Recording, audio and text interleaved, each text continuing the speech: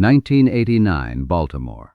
An elderly woman sat across from a local newspaper reporter, her weathered hands trembling slightly as she prepared to shatter 60 years of carefully guarded silence. Sadie Fagan, 86 years old and sensing her final opportunity to speak, was about to reveal something that would fundamentally change how the world understood her daughter's legendary pain. "Everyone thinks Eleonora's suffering came from racism," the old woman said quietly, her voice barely above a whisper, but her real anguish came from somewhere else entirely. The reporter set down his pen. What he was about to hear would rock the Lady Day legend to its very core. If you've ever wondered about the true source of Billie Holiday's haunting vocal style and the devastating emotion that made her performances so unforgettable, please subscribe to our channel, because today we're uncovering the family secret that explains everything about the woman behind the music. For 3 decades following her daughter's death in 1959, Sadie Fagan had carried a burden that grew heavier with each passing year. She watched as music historians, biographers, and critics attempted to explain the profound melancholy that characterized Billie Holiday's voice, attributing it to the singer's well-documented struggles with racism, addiction, and turbulent relationships. But Sadie knew they were all missing the most crucial piece of the puzzle. The real source of her daughter's artistic torment lay buried in a family tragedy so devastating that it had shaped every note Holiday ever sang. The Baltimore Sun interview came about almost by accident. A young journalist named Michael Harrison had been assigned to write a routine piece about aging jazz fans in the city, and someone had mentioned that Billie Holiday's mother still lived in a modest row house on the East Side. Harrison expected a brief conversation about fond memories and perhaps a few anecdotes about her famous daughter's childhood. Instead, he found himself face to face with a woman who had been waiting 30 years to tell the truth. Sadie Fagan's appearance in 1989 bore little resemblance to the vibrant woman who had once worked alongside her daughter in the Harlem jazz scene. Her hair had turned completely white, her frame had shrunk with age, and her eyes held the weight of decades of unspoken sorrow. But when she began talking about Eleonora, as she always called her daughter, something shifted in her demeanor. The old woman's voice grew stronger, more determined, as if she had finally found the courage to unburden herself of a secret that had been eating away at her soul. What Sadie revealed that afternoon would force music scholars to completely reconsider their understanding of Billie Holiday's artistic development. The story began not in the jazz clubs of Harlem or the recording studios of New York, but in the cramped tenements of Baltimore during Eleonora's earliest years. It was there, in the shadows of poverty and desperation, that the foundation for Lady Day's unique emotional expression was laid through an experience so traumatic that the family had agreed never to speak of it again. According to Sadie's account, when Eleonora was just 7 years old, something happened that would haunt the child for the rest of her life. The Fagan family had been sharing their already overcrowded apartment with another family, a common arrangement during the economic hardships of the 1920s. Among the temporary residents was a young girl named Ruth, approximately Eleonora's age, who had become her closest companion and playmate. The two girls were inseparable, spending their days creating imaginary worlds and singing songs together in the narrow alleyways behind their building. But Ruth harbored a secret that even her own family didn't fully understand. The child suffered from a rare neurological condition that occasionally caused severe seizures, episodes that her parents attributed to spiritual possession or divine intervention rather than medical illness. During one particularly hot summer evening in 1926, while Eleonora and Ruth were playing in their shared bedroom, Ruth experienced the most violent seizure of her young life. Eleonora, terrified and unable to comprehend what was happening to her friend, could only watch helplessly as Ruth convulsed uncontrollably before finally falling still. The trauma of witnessing her closest friend's death at such a young age left an indelible mark on Eleonora's psyche. But what made the experience even more devastating was the reaction of the adults around her. Ruth's parents, consumed by grief and superstition, accused Eleonora of somehow causing their daughter's death through witchcraft or evil influence. They demanded that the Fagans leave immediately, and Sadie, desperate to protect her own child and lacking the resources to fight back, complied. The family was forced to move multiple times over the following months as word of the incident spread through their community. Sadie's revelation explained so much about her daughter's later artistic development that it was almost overwhelming to consider. The haunting quality that made Billie Holiday's voice so distinctive, the way she seemed to inhabit every song with genuine suffering, the unique phrasing that set her apart from every other vocalist of her era. All of it could be traced back to that terrible summer night when a 7-year-old girl watched her best friend die and was then blamed for the tragedy. The guilt and confusion that Eleonora carried from that experience manifested in countless ways throughout her life. She developed an almost pathological need to please others, constantly seeking approval and acceptance while simultaneously expecting rejection and abandonment. This psychological pattern would later make her vulnerable to exploitative relationships with managers, lovers, and record executives who recognized her desperation to be valued and loved. More significantly, the trauma gave birth to Holiday's revolutionary approach to vocal interpretation. Where other singers of her generation focused on technical perfection or adherence to popular styles, Eleonora instinctively understood that music could serve as a vessel for emotional truth. She didn't simply sing songs, she transformed them into confessions, testimonies, and prayers that resonated with anyone who had ever experienced profound loss or guilt. Sadie's decision to keep this family secret for so many decades wasn't made lightly.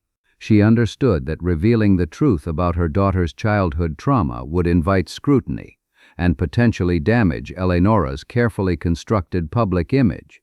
During the height of Holiday's career in the 1930s and 40s, mental health issues were heavily stigmatized, and any suggestion that the singer's artistic abilities stemmed from psychological instability could have been devastating to her professional prospects. Furthermore, Sadie recognized that her daughter had found a way to channel her pain into something beautiful and meaningful. Billie Holiday's music brought comfort and understanding to millions of people who related to themes of suffering, resilience, and redemption. To expose the specific source of that pain might somehow diminish its power or reduce it to a mere psychological curiosity rather than a universal human experience. But as the years passed and Holiday's legend grew, Sadie began to feel increasingly isolated by her knowledge. She watched as writers and critics invented elaborate theories about her daughter's artistic development, some accurate but most missing the central truth. She saw Eleonora's struggles with addiction and abusive relationships portrayed as character flaws rather than symptoms of a much deeper wound that had never properly healed. The breaking point came in the early 1980s when a prominent jazz historian published a biography that characterized Holiday as a naturally gifted but fundamentally weak person who had squandered her talents through poor life choices. Sadie was incensed by this interpretation, which completely ignored the strength and resilience her daughter had demonstrated in transforming childhood trauma into transcendent art. It was then that she began considering whether the time had come to tell the real story. When Michael Harrison's article appeared in the Baltimore Sun on October 15, 1989, it sent shockwaves through the jazz community and beyond. Music scholars who had spent decades analyzing Holiday's work suddenly found themselves reconsidering their fundamental assumptions about her artistic development.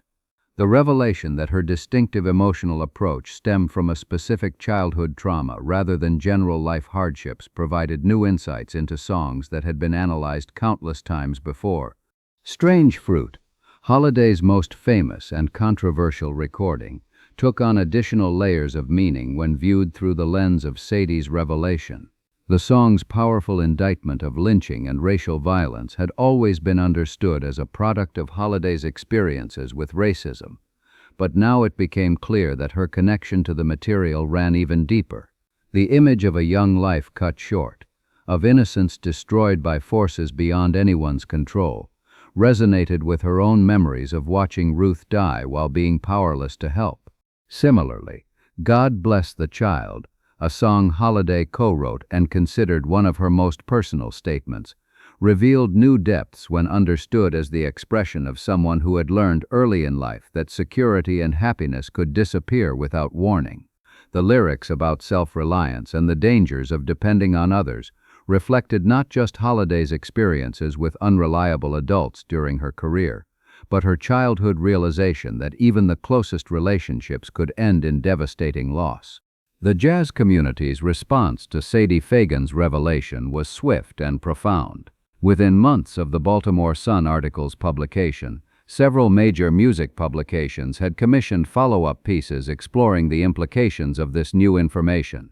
The Smithsonian Institution announced plans to revise its exhibit on Holiday's life and career to incorporate the childhood trauma narrative. Record companies began reissuing her albums with updated liner notes that referenced the family secret and its influence on her artistic development. Perhaps most significantly, the revelation sparked a broader conversation about the relationship between personal suffering and artistic expression in jazz music. Scholars began examining other legendary performers with fresh eyes, seeking to understand how their individual experiences of trauma, loss, and resilience had shaped their musical contributions. The field of jazz studies experienced something of a revolution as researchers moved away from purely technical or sociological analyses toward more psychologically informed approaches to understanding the music's development. Not everyone welcomed this new direction. Some critics argued that focusing on Holiday's childhood trauma reduced her artistic achievements to mere psychological symptoms, diminishing the universal appeal and cultural significance of her work. They contended that great art should transcend its creator's personal circumstances and speak to broader human experiences, and that dwelling on specific biographical details threatened to limit how audiences could relate to and interpret the music. But supporters of the trauma-informed approach countered that understanding the source of Holiday's emotional authenticity only enhanced appreciation for her artistic accomplishment. They pointed out that many performers had experienced difficult childhoods without developing anything approaching Holiday's unique vocal style and interpretive abilities. The fact that she had transformed personal pain into transcendent art actually made her achievement more remarkable, not less. The 1980s and 90s saw significant advances in the scientific understanding of childhood trauma and its long-term effects on psychological development. Sadie Fagan's revelation about her daughter's early experience provided researchers with a compelling case study of how traumatic events could influence creative expression and artistic development. Several academic papers were published examining Holiday's career through the lens of post-traumatic stress theory, offering new insights into both her musical innovations and her personal struggles. Dr. Patricia Williams, a psychiatrist at Johns Hopkins University who specialized in childhood trauma, was among the first to analyze Holiday's case from a clinical perspective. In a 1991 paper published in the Journal of Music Therapy, Williams argued that Holiday's distinctive vocal phrasing, particularly her tendency to lag behind the beat and stretch certain syllables, could be understood as manifestations of hypervigilance, a common symptom of trauma survivors who remain constantly alert to potential threats in their environment. Williams also noted that Holiday's famous gardenia became more than just a stage prop when understood in the context of her childhood experience. The flower, which she wore during most of her adult performances, served as what psychologists call a transitional object, providing comfort and security during moments of vulnerability. The fact that Holiday rarely performed without her gardenia suggested that she had found a way to carry a symbol of beauty and innocence with her, perhaps as a memorial to her lost friend Ruth, or as a reminder that something beautiful could emerge from even the most painful experiences. These clinical interpretations weren't universally accepted within the jazz community. Many musicians and longtime fans felt that reducing Holiday's artistry to psychological symptoms missed the point entirely. They argued that her greatness lay not in her trauma, but in her ability to transcend it, creating music that spoke to universal human experiences rather than merely expressing personal pathology. Following the publication of her interview with Michael Harrison, Sadie Fagan found herself thrust into an unexpected spotlight. Jazz fans and scholars from around the world sought her out, hoping to learn more about her daughter's early life and the family secret that had remained hidden for so long. While she appreciated the renewed interest in Eleonora's legacy, Sadie was also overwhelmed by the attention and occasionally regretted her decision to speak publicly about such a private family matter. In the months following the interview, Sadie granted only a few additional conversations with selected researchers and journalists. She was particularly careful to emphasize that while the childhood trauma had undoubtedly influenced her daughter's artistic development, it was by no means the only factor that contributed to Holiday's genius. Eleonora's natural musical talent, her intelligence, her fierce determination to succeed despite numerous obstacles, and her ability to connect with audiences on an emotional level were all essential components of her artistic legacy. Sadie also took pains to clarify that she didn't want her revelation to overshadow her daughter's other significant achievements or reduce her legacy to a simple case study in trauma psychology. Billie Holiday had been a pioneering artist who broke down racial barriers, challenged social conventions, and created a body of work that continued to inspire and influence musicians decades after her death. The childhood tragedy was part of her story, but it wasn't the entire story. As her own health began to decline in the early 1990s, Sadie expressed satisfaction that she had finally shared the family secret.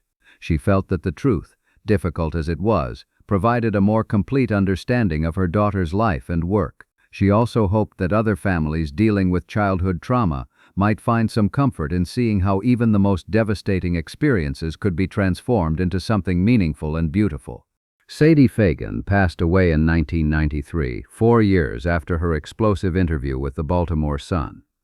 Her death marked the end of an era, as she had been the last living person with intimate knowledge of Billie Holiday's earliest years and the traumatic experience that had shaped her entire life. With Sadie's passing, the family secret she had guarded for so long became part of the official historical record, permanently altering how future generations would understand Lady Day's artistic development. The impact of Sadie's revelation continued to reverberate through the music world long after her death. New biographies of Holiday incorporated the childhood trauma narrative, providing more psychologically nuanced portraits of the singer's life and career. Documentary filmmakers revisited her story with fresh perspectives, exploring how early experiences of loss and guilt had influenced her later choices in both personal and professional relationships. Educational institutions began teaching Holiday's music differently as well. Music appreciation courses that had previously focused solely on her technical innovations and cultural significance now also examined the psychological and emotional foundations of her artistic expression. Students learned to listen for the ways in which personal experience had been transformed into universal art, gaining a deeper appreciation for the complex relationship between an artist's life and work. The revelation also sparked broader discussions about the nature of artistic genius and the role that suffering plays in creative expression. While some continued to argue that focusing on trauma diminished Holiday's achievements, others contended that understanding the source of her emotional authenticity only made her artistic transformation more remarkable. The debate reflected larger cultural conversations about mental health, resilience, and the ways in which individuals can find meaning and purpose in the aftermath of devastating experiences. Perhaps most importantly, Sadie Fagan's decision to break 60 years of silence ensured that her daughter's story would be remembered with greater accuracy and compassion. Rather than being seen as a cautionary tale about the dangers of fame and addiction, Billie Holiday's life could now be understood as a testament to the human capacity for resilience and the power of art to transform personal pain into something that speaks to universal experiences of loss, hope, and redemption. The family secret that Sadie had carried for 3 decades ultimately became a gift to future generations of Holiday's fans and fellow musicians. It provided a more complete understanding of where Lady Day's incomparable emotional depth had come from, while also serving as a reminder that the most profound art often emerges from the most challenging circumstances. In revealing the truth about her daughter's childhood trauma, Sadie Fagan had given the world a final invaluable insight into the making of a legend. Today, when music lovers listen to Billie Holiday's recordings, they can hear not just the technical mastery and cultural significance that made her famous, but also the echo of a 7-year-old girl's grief transformed into something transcendent. The tragedy that began on a hot summer night in Baltimore in 1926 had ultimately become the foundation for some of the most moving and influential music of the 20th century. And thanks to Sadie Fagan's courage in breaking her long silence, that transformation could finally be understood and appreciated in all its complex, heartbreaking beauty.